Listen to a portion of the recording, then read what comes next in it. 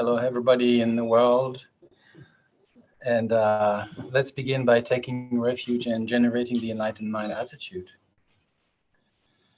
Until I have reached full awakening, I take refuge in the Buddha, the Dharma, and the Supreme Assembly. By means of beneficial actions such as generosity, may I attain enlightenment in order to benefit beings. Until I have reached full awakening, I take refuge in the Buddha, the Dharma, and the Supreme Assembly. By means of beneficial actions such as generosity, may I attain enlightenment in order to benefit beings. Until I have reached full awakening, I take refuge in the Buddha, the Dharma, and the Supreme Assembly. By means of beneficial actions such as generosity, may I attain enlightenment in order to benefit beings. May all beings find happiness in the cause of happiness. May they be free from suffering in the cause of suffering. May they not be separated from the perfect happiness that is free from suffering. May they abide in great equanimity, free from attachment and aversion to those near and far. May all beings find happiness in the cause of happiness.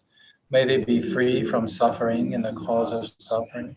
May they not be separated from the perfect happiness that is free from suffering. May they abide in great equanimity, free from attachment and aversion from those near and far. May all beings find happiness in the cause of happiness. May they be free from suffering in the cause of suffering. May they not be separated from the perfect happiness that is free from suffering. May they abide in great equanimity, free from attachment and aversion to those near and far.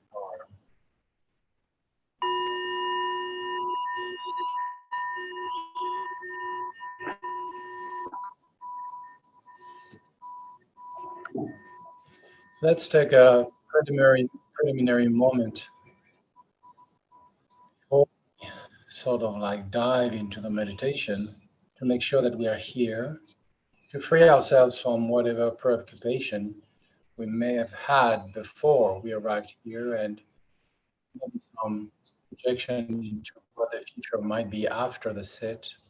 So let that fade away, be on hold, and fully appreciate this moment, the freedom and the leisure.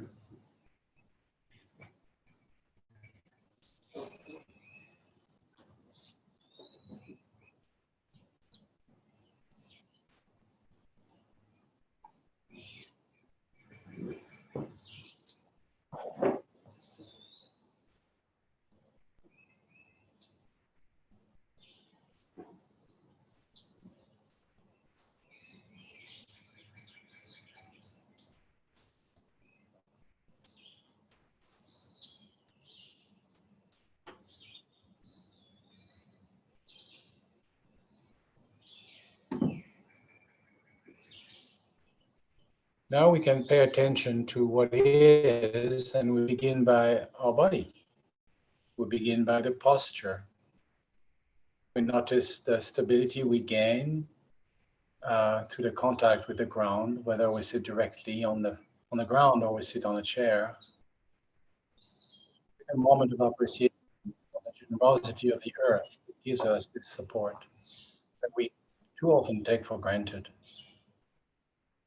until you experience an earthquake. Our hands are resting palm down on the thigh or in the meditation gesture, right hand in the left, both resting in the lap. Our shoulders are slightly outstretched, chin slightly tucked in. There's no tension in our upper body.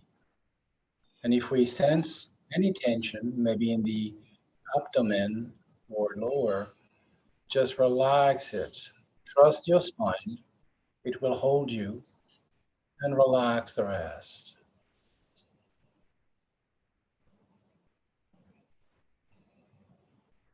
Now you begin to sense the center of gravity of this posture, which is slightly below the navel. You feel relaxed and properly seated.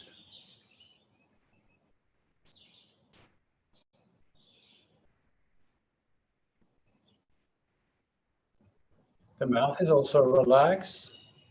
The mouth is too tight or gapping. This shows tension, ambition, or carelessness.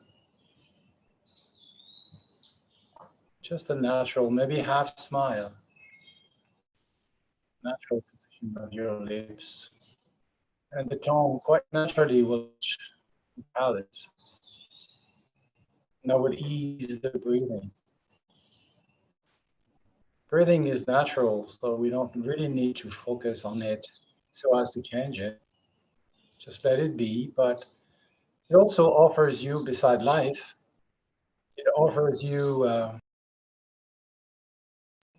towards which you can come back when you're lost, lost in your meditation, lost in your thoughts. You don't find your direction anymore. Just come back to your breath. For breath for a couple of rounds in a sense of balance and equipoise, both in your body and your mind. Now, as we're meditating in the outdoor, there's a lot of sensory stimulation, lots of fragrances and the wind touching our skin and the birds and the sun and everything. And then just look at all of this as well as the inner movement of your thoughts and projects and projection as just a rainbow, an illusory manifestation, has no solidity. So do not attribute any solidity to it so that you would have to reject what seems to be a problem and to sustain and maintain what seems to be a quality. Just let the flow senses arising and disappearing. You don't need to question, you don't need to guide your meditation in any way. Just be clear, aware, spacious. When you lose this and you kind of like don't know where to go next, just come back to your breath for a while. Find again the balance. Enjoy the spaciousness and the awareness again. You don't have to do anything, it's all here.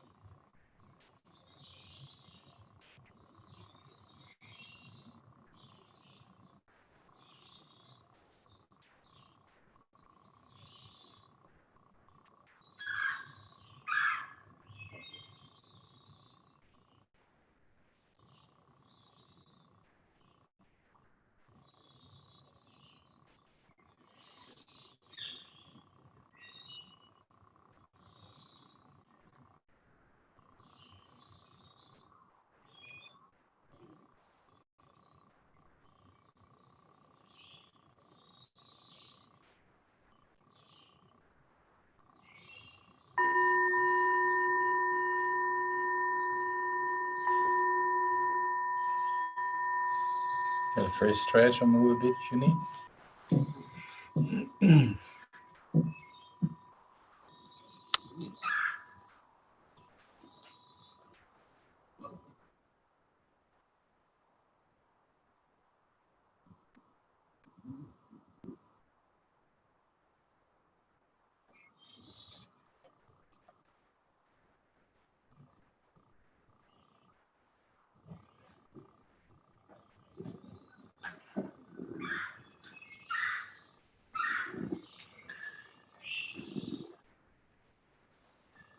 As we start from where we are, right?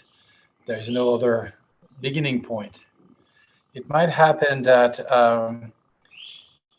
somewhat these habits we have, the tendencies we have, motivations we have, sort of like feed into the new activity, the new inspiration, new practice, and sort of like give it sort of a wrong direction. So we have to be very careful, um, not to turn the spiritual path and whatever the process that we project as being what leads us to whatever enlightenment is tainted by these old habits. On the one side, we cannot do otherwise because we are who we are, and like Popeye would say, I am what I am, and so we can't change that really. And we have to acknowledge this and respect this, because that's our um, starting point. But on the other hand, we have a baggage, we have heritage, we have some cultural things that we have to be aware of, and so that we don't fall under the power of. And I think in particular, um, um, tripping on the spiritual path as being a promotion for myself is a possible danger.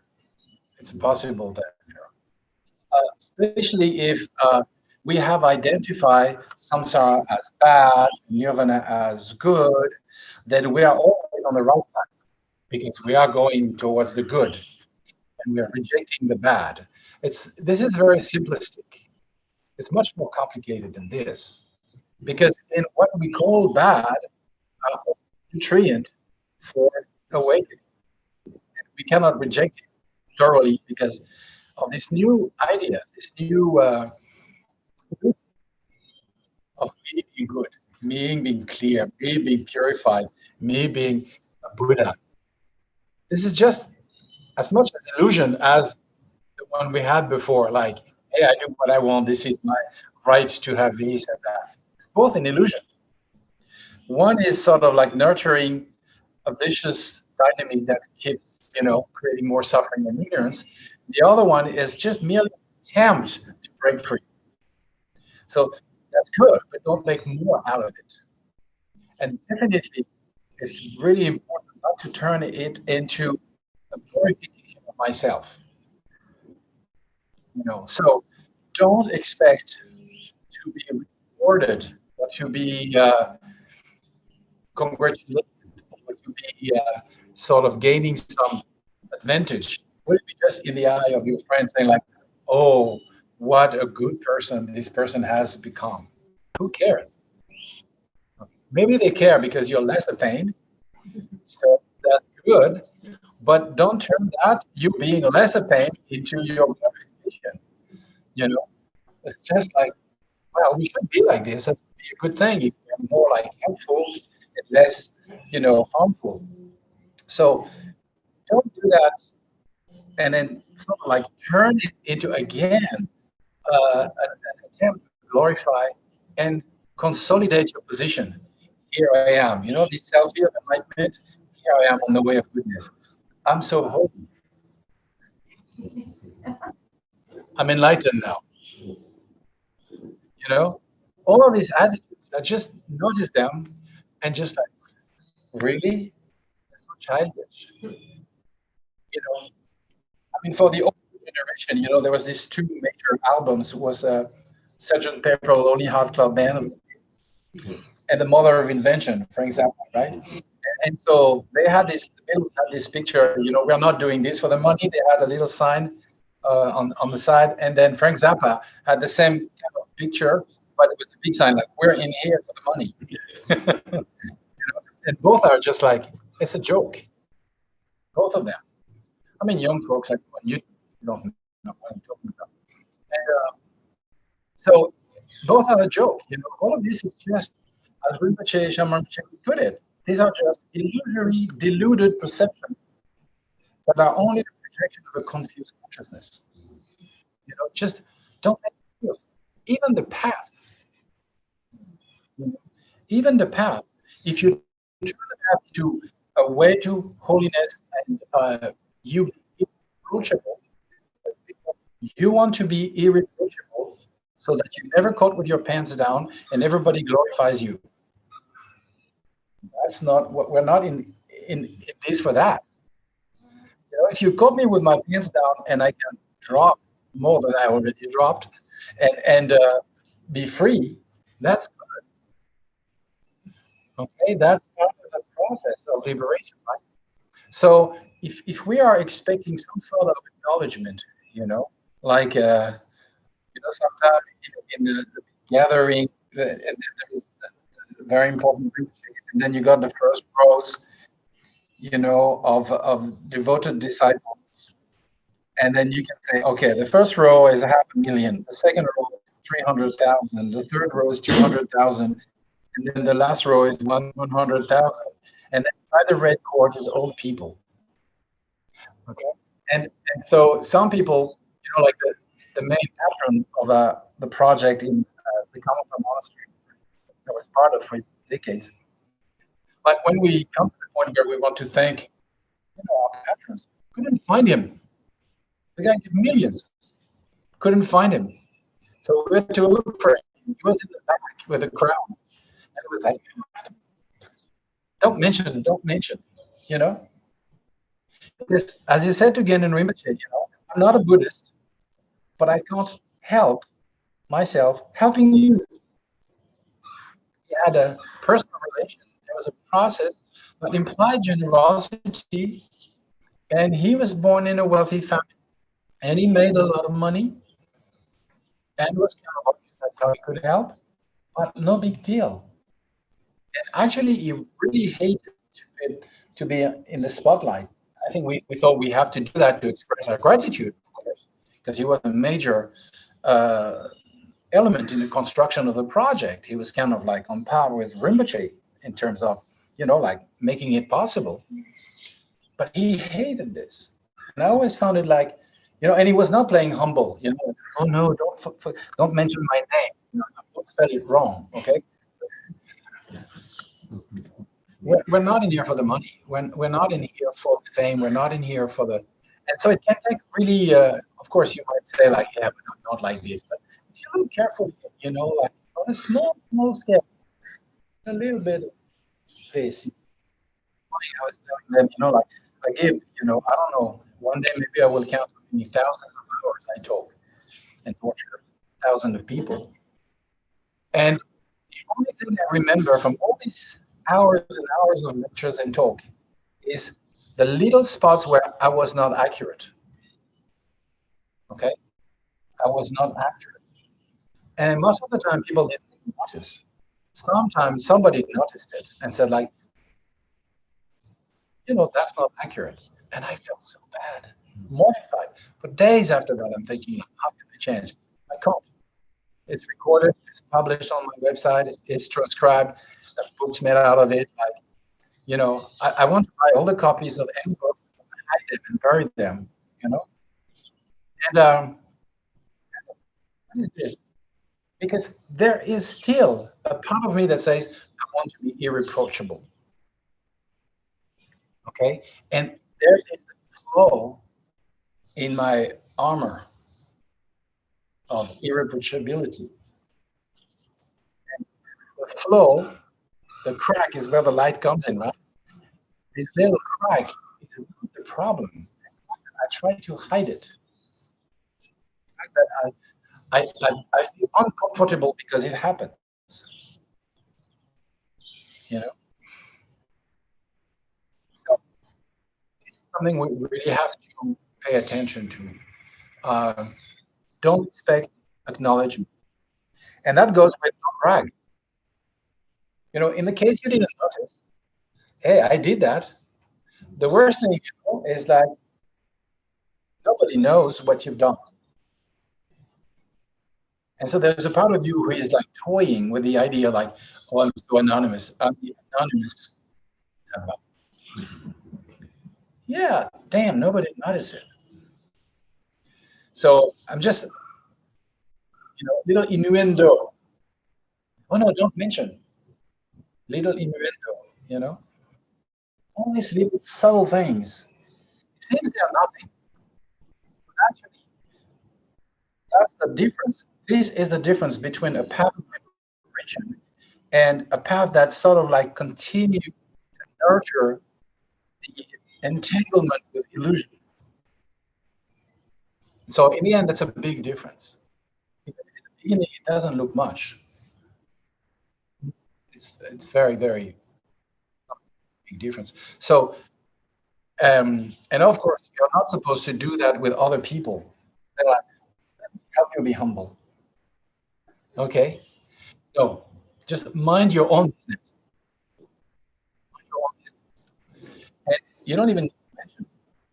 You just do it. You see where you're kind of like a little bit off, just drop it, and then just come back. That's really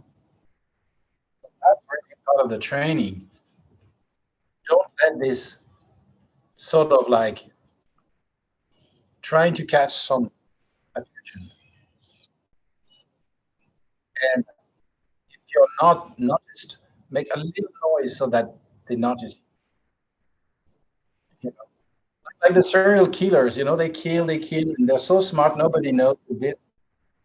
But what's the point? So they leave traces, breadcrumbs for the cops to find them. Yeah, because they want to be a star. And the worst thing that happens is when the cops just don't even mention their name. So they don't become heroes for all the weirdos that are out there in the world. You know, it's the same thing. It's exactly the same thing. Like so. When you see that you're nourishing this, either driving or wanting to do shit clean, which is like absolutely unbearable. I mean, especially for other people, and the false humility. That no, no, don't mention it. But yeah, thank you for mentioning it. Just try to see if mind is under the influence of its own habits. Just drop it. You don't even have to fight with it. Just like just drop it. So I drop it. The most important thing.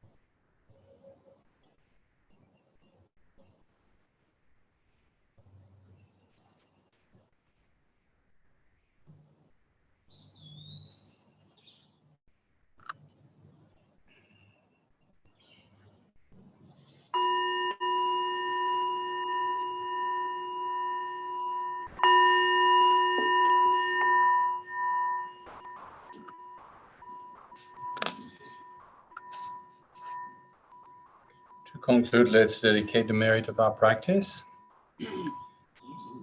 Through this merit, may I attain true omniscience, then having overcome all harmful, destructive forces, may I liberate sentient beings from the ocean of existence and its turbulent waves of birth, old age, sickness, and death. May the most precious mind of awakening that has not yet dawned now arise. God's may it never decline. May it continue to increase evermore. Thank you. Thank you, friends. Well, enjoy the rest of your day. Bye. See you maybe next week, same time, same channel. Bye.